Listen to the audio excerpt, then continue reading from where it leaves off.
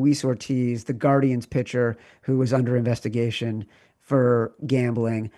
This one was broken by Ken Rosenthal at The Athletic, and then David Purdom and Jeff Passan at ESPN advanced it because they identified that there were two pitches that Ortiz had thrown that were specifically under investigation.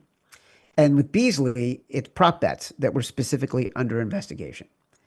And to me, it was fascinating to go on social media and see the video evidence of the two pitches that Ortiz was under investigation for. Um, what are your thoughts generally on these kinds of scandals and how they are impacting the space? The things we have in line, it makes it today much better product betting on sports than it was even say 10 years ago. It's so much cleaner and protected than it used to be. I'm such a fan that they keep catching these people either with AI or whatever it is, these algorithms they keep catching these people with. Just a really big fan of it. And props to the people who do the work. It's like, it's not only is it real journalism, it's real work by these sports books catching these people doing this stuff.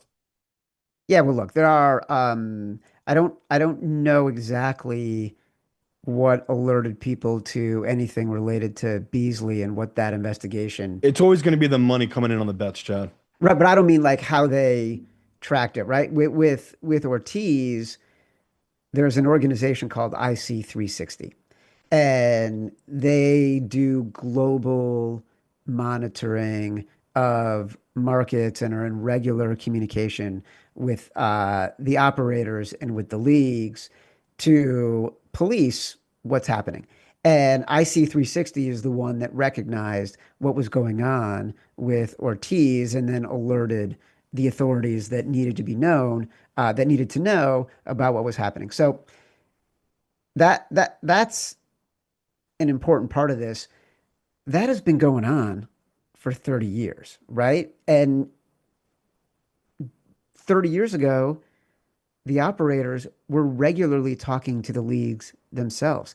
That's how scandals like the Arizona State college basketball betting scandal came to be known is the operators recognized strange betting patterns and were able to shut down the betting and then communicate to the NCAA about what was happening.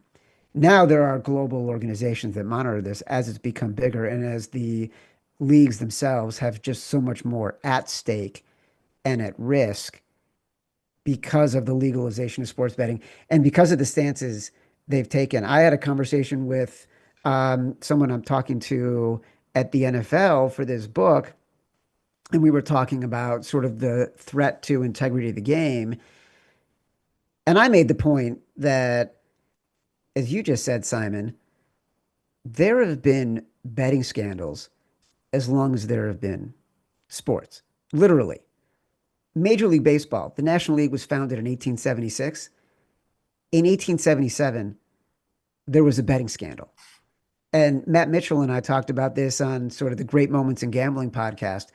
The Pittsburgh Steelers, the New York Giants, the Cleveland Browns, the now Arizona Cardinals, the New York Yankees, all founded by professional bettors or professional bookmakers.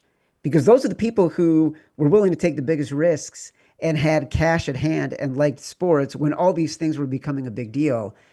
Every sports betting scandal has been followed by increased viewership, increased rights, increased audience, increased interest.